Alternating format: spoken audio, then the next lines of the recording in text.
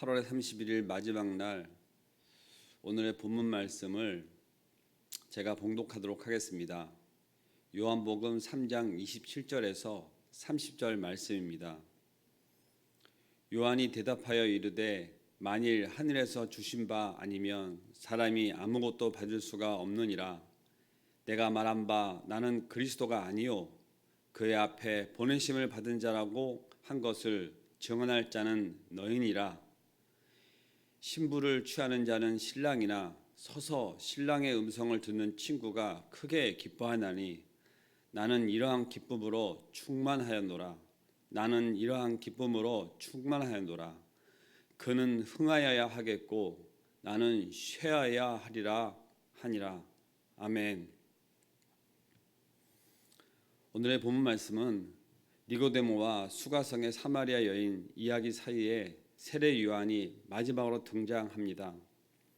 옛 시대의 마지막 주자인 세례 요한의 사역이 끝나고 새 시대를 시작한 예수님의 사역이 이미 시작되었음을 알리는 그러한 내용입니다. 본문 25절과 26절을 저희가 읽지는 않았지만 유대인들과 제자들 사이에 정결 예식에 대한 논쟁이 벌어졌습니다. 이 정결 예식이 무엇인지 알 수 없으나 세례식을 하는 하나의 정결 예식으로 생각했던 유대인들은 아마 세례 요한이 베푸는 세례와 예수님이 베푸는 세례에 대한 논쟁을 벌였던 것 같습니다. 이에 세례 요한의 제자들이 세례 요한에게 가서 불평하는 투로 했던 이야기의 내용입니다. 그들은 세례 요한을 찾아가서 두 가지를 말하였습니다. 첫째는 예수님을 가리켜 선생님과 함께 요단강 건너편에 있는 이 곧 선생님의 증언하신 이라고 했습니다. 세례 요한의 제자들도 세례 요한이 예수님을 보면 보라 세상 죄를 지고 가는 하나님의 어린 양이라고 증언했던 내용을 기억하고 있으며 간접적으로는 세례 요한의 증언을 다시 한번 상기시켜 줌으로써 앞서 세례 요한의 증인이 무게를 실어주고 있습니다. 그런데 이어지는 말씀을 보면 제자들은 그 증언을 받아들이지 못했던 것 같습니다. 둘째 질문은 세례 요한의 제자들은 사람들이 모두 예수님에게 세례를 받는다며 불평한 어조로 말했습니다. 그때나 지금이나 하나님의 일에 대한 보람을 숫자 속에 찾아가는 사람들이 늘 있었던 것 같습니다. 광야를 외치는 자로서 회개의 메시지를 선포할 때 세례 요한은 가장 각광받는 사역자였습니다. 아마 많은 젊은이들이 그의 사역에 동참했을 것입니다. 그러나 그의 사역이 쇠퇴하기까지 시작할 때 제자들은 불안했던 것 같습니다. 세례 요한의 마음도 편치 않았을 것 같습니다. 그러나 세례 요한은 이 말씀에 대하여 아주 명쾌하게 예수님은 누구며 자신은 예수님과의 관계에서 어떠한 존재인지를 일깨워줍니다. 세례 요한은 이 대목에서 두 가지로 말합니다. 첫째, 예수님은 흥하여야 하고 자신은 쇠퇴해야 할 거라고 합니다. 세례 요한이 예수님과의 관계에서 마지막으로 고백한 내용입니다. 이 구절은 세례 요한이 처음으로 예수님에게 세례를 베풀었을 때 했던 고백과 병행하는 내용입니다. 세례 요한이 예수님에게 세례를 베풀면서 예수님이 바로 성령으로 세례를 베풀 하나님의 아들이었다는 사실을 새롭게 알게 되었습니다. 그렇다면 세례 요한은 세례식이 예수님에게 메시아로서의 공식적인 사역이 시작되는 새 시대의 시작이며 세례 요한에게는 메시아의 길을 예비하는 자신의 사역의 마침표를 찍는 옛 시대의 종결이었다는 사실도 알게 된 것입니다. 그 이후로 세례 요한은 옛 시대에 속한 자신은 쇠하여야 하고 새 시대를 시작한 예수님은 흥하여야 한다고 생각했던 것입니다. 둘째는 예수님이 신랑이고 자신은 신랑의 친구라고 말합니다. 이 표현은 정말 놀라운 것이고 이렇게 표현하는 내용을 선지자로서 정말 표현한 내용을 보면 저희들이 지금 이 시간 이 말씀을 묵상하면서 정말로 이렇게 표현할 수 있는 그 선지자의 이 말씀을 저희가 가슴에 깊이 새기는 시간이 되기도 합니다. 누구나 신랑의 신부가 되고자 하는, 그래서 주인공이 되고자 하는 마음이 있을 터인데, 이 세례 요한은 본인이 보내심을 받은 자로서 또 예수님의 그 앞길을 곧게 행하는 자로서의 그 역할을 진실로 너무나 그 내용을 가슴 깊이 새기고 그것을 수행하는데 조금의 부족함도 없이 이것을 표현하고 있는 내용을 저희가 볼 수 있습니다. 혼인 예식의 주인공이 되고자 하는 사람들이 너무나 많은 세상입니다. 본인이 각광을 받지 않으면, 본인이 주목받지 않으면 못 견디는 사람이 너무나 많고, 또 그것을 자랑스럽게 여기며 본인을 홍보해야 된다고, 알려야 된다고, 주목받게 해야 된다고 하는 세상이 지금 현재이고, 이 시대에도 아마도 그러했을 것입니다. 세례 요한은 예수님의 가나 혼인잔치에서 물과 포도주로 바꾸는 새 창조를 시작했을 때 마지막 혼인잔치의 주인공이 이미 당도했다는 사실을 알고 있었던 것 같습니다. 이미 시작된 혼인잔치에 주인공이 입장했으니 그 새 창조를 준비한 자들은 뒤로 물러나는 것이 당연하다는 것입니다. 이것이 바로 세례 요한이 마음의 불편한 상황에서도 어떻게 명료한 답을 할 수 있었는지 보여주는 대목입니다. 세례 요한은 가나 혼인잔치의 의미를 정확하게 이해했던 것 같습니다. 가나의 혼인잔치는 종말의 잔치가 예수님 안에 시작되었음을 알리는 사건입니다. 마지막의 혼인잔치의 기쁨을 이제 오늘 이 자리에서 미리 당겨 경험할 수 있게 되었다는 것입니다. 세례 요한은 혼인잔치의 비를 통해 마지막에 하나님 백성들이 경험할 기쁨의 사건이 그들 가운데 임했다고 선포하고 있습니다. 종말은 마지막에만 가서 경험하는 사건이 아닙니다. 세례 요한은 예수님에게 임재한 성령 강림을 통해 마지막 종말의 사건이 예수님 안에 시작된 것을 알게 되었습니다. 그는 지금 종말의 실존인 혼인잔치의 기쁨이 자신의 기쁨이 되었다고 선포하고 있는 것입니다. 사실 세례 요한이 입장에서 보면 이 상황에 기뻐할 이유는 거의 없습니다. 그의 사역은 쇠해 가고 있었습니다. 제자들이 떠나가고 있는 것입니다. 많은 사람들이 말로는 예수님에 대한, 주님에 대한 영광, 하나님에 대한 영광을 얘기하면서 실제 행할 때 자기 앞에 문제 앞에서는 약해지고, 자기 문제 앞에서는 민감해지고, 자기 문제 앞에서는 뒤로 양보할 생각이 없는 그러한 것들을 우리가 많이 보고, 저마저도 그러한 것이 없지 않아 있음을 이 시간 고백합니다. 제자들이 떠나가고 있습니다. 성도들이 떠나가고 있습니다. 그런 상황에서 교회 목사 직분을 갖고 있는 사람은 그것이 가슴이 아플 수밖에 없는 사실입니다. 그럼에도 오늘 이 본문을 보며 자기를 따랐던 제자들이 떠나고 있는 것에 대하여 이스라엘에서 존재감을 점점 사라지고 있는 그 시대에 그렇게 각광받던 선지자로서 그 광야에서 그렇게 사역했던 세례 요한은 이런 상황에서도 기뻐하고 있는 것입니다. 어떻게 기뻐할 수 있었을까 하는 것을 보면 이 세례 요한은 진정 주님을 기다리고 주님이 흥하는 것을 가슴 깊이 기다리며 지금까지 예수님의 공생애로서 새 시대를 열어가는 것에 대한 그 기다림 속에 그 때가 도래함에 그것을 놓고 진정 기뻐하는 것입니다. 그러나 그 기쁨 가운데 본인이 당해야 될 것을 이미 성경 본문에서는 이야기하고 있습니다. 우리가 읽지 않았지만 요한이 아직 옥에 갇히지 아니하였더라 이렇게 이야기하고 있습니다. 요한이 어떻게 해서 생을 마감하였는지 우리가 보게 되면 그는 헤롯 왕으로부터 음해를 받아 옥에 갇히고 급기야는 참수형을 당하였습니다. 실제 그 시기를 놓고 봤을 때 예수님의 사역이 본격화되는 그 시점을 놓고 저는 어린 시절 이 말씀을 볼 때 왜 예수님이 이것을 막지 않으셨을까? 모든 사역에서 그 하나님의 전지성과 모든 것을 다 능히 감당하실 수 있고 그것을 다 행하실 수 있는 그 전능하신 하나님의 모든 것을 갖고 계신 주님께서 왜 그렇게 당신을 위해서 당신의 모든 것을 예표하기 위해서 함께 사역했으면 얼마나 좋았을까? 아니 함께 사역했으면 더 힘이 나지 않았을까? 이러한 생각을 했던 적이 있습니다.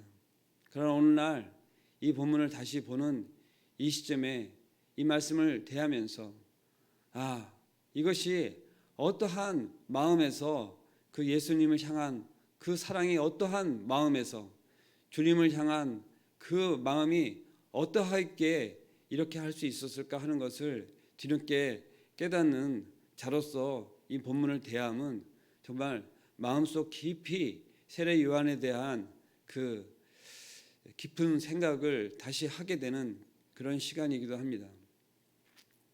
우리가 세례 요한의 입장에서 생각하는 것입니다. 그도 그럴 것이 우리는 자기 입장에서 벗어나지 못할 때가 너무나 많습니다. 하나님 입장에서 주님의 생각을 주님이라면 예수님이라면 이때 그 모든 것을 감당하시는 예수님의 모든 사역을 미리 다 알고 그것을 기뻐하며 받아들일 수 있고 이것이 실제 훗날 어떻게 예수님께서 이 모든 것을 감당하시면서 우리를 위하여 이렇게 사역하실 것을 다 안다 하더라도 실질적으로 본인의 문제 앞에서 이러기가 쉽지 않았을 것인데 세례 요한은 너무나 이것을 기쁨으로 감당한 것을 볼 수 있습니다. 우리의 사역은 때로는 많은 어려움과 또 고난과 그 힘든 것을 감수해 가야 되는 스스로 그것을 택해서 좁은 길로 가야 되는 그런 길 가운데 놓여져 있습니다. 세상이 지금처럼 힘들고 세상이 지금처럼 이렇게 어려운 상황으로 이렇게 갈 때 앞이 보이지 않을 때 더욱 이 세례 요한의 간 길은 우리에게 큰 귀감을 주는 것입니다. 과연 이런 상황에서 정말 감사와 기쁨으로 할 수 있을까? 근데 세례 요한은 실제 감성적인 기쁨으로 그런 기쁨과 감사를 원한 것이 아닙니다. 거의 대부분의 이 말씀들은 종말의 상황을 경험하고 그 기쁨 가운데 감사 가운데 놓여져 있는 우리들을 이야기합니다. 지금 상에서 기뻐할 수 없고 상황을 보면 정말 탄식밖에 나올 수 없는 그런 상황들이 우리가 늘 성경상에서 말하는 그 종말의 때, 마지막 때인 것입니다. 이것이 실제 우리에게도 지금 어떠한 면에서는 처해져 있는 것입니다. 그 종말의 때를 살아가고 있는 것을 우리가 그것을 인지한다면 지금의 상황, 지금의 어려움 이런 것들을 놓고 사실 감사하기 힘들고 기뻐하기 힘들 수는 있으나 우리가 그것을 놓고 감사할 수 있는 것은 그것을 통해서 그거를 통하여 실제 바라볼 수 있는 그 십자가, 그 예수님이 걸어간 길, 예수님이 우리에게 보여주신 길 이런 것들을 우리가 바라볼 수 있어야 된다고 생각합니다. 이제 세례 요한은 혼인잔치의 기쁨을 선포하면서 무대 뒤편으로 사라져 갑니다. 유대인으로 하나님의 나라의 의미를 알기 위해 예수님을 찾아온 니고데모, 그리고 우연히 우물가에 찾아가서 메시아를 만난 메시아를 전하게 된 과거가 있는 사마리아 여인, 두 인물 사이에 징검다리를 놓고 있는 그리고 그 무대 위로 사라져가는 것을 우리가 볼 수 있습니다. 이제 선지자의 마지막 주자인 세례 요한이 물러감으로써 옛시대는 막을 내리고 가나안 혼인잔치 새 창조 역사를 이뤄가는 예수님의 시대가 활짝 열리고 있는 것입니다. 그것을 진정 이렇게 친구로 표현하면서 이스라엘 하나님이 사마리아 하나님, 나가 온 세상 구주가 되시는 새 시대를 열어가고 있는 그것을 바라보고 있는 세례 요한과 같이 우리도 우리의 그러한 것들이 지금 이미 이 시대에 도래하여서 이방 민족이었던 우리 민족이 이렇게 하나님을 믿고 주님을 구주로 삼아 천국 백성으로 영원한 생명을 꿈꾸며 살아가는 이 세상 가운데 있음을 우리는 지금 얼마나 기뻐하고 감사하고 있는지 우리를 다시 한번 돌아보게 됩니다. 오늘날 지금 현재 처하고 있는 상황은 이렇게 텅 빈 예배당을 보며 빈 의자만 놓고 이렇게 말씀 묵상을 나누는 저의 마음은 사실 세례 요한만큼 이렇게 기쁘고 감사함만 있지는 못합니다. 그러나 이러한 상황 속에서도 우리가 말씀을 전하고 말씀을 묵상하며 기도하며 또 다시금 하나님께서 은혜를 주시면 세상을 열어주시고 다시금 모여서 예배할 수 있는 시간이 도래할 것을 우리가 기다리며 다시금 그것이 허락된다면 그것을 얼마나 기쁨으로 다시금 모여 하나님을 찬양하며 예배할 수 있는 시간이 우리가 눈으로 보는 것처럼 그렇게 기다리고 기도하는 시간이 되었으면 좋겠습니다. 눈으로 본다고 하는 것은 때로는 영안이 필요로 하는 시간입니다. 저는 지금 이 텅 빈 자리를 바라보며 난생 처음 이렇게 카메라 앞에서 말씀을 전하고 있습니다. 눈을 들어 이렇게 텅 빈 자리를 바라보지 못하고 오늘은 온전히 말씀만을 보면서 묵상을 나누었습니다.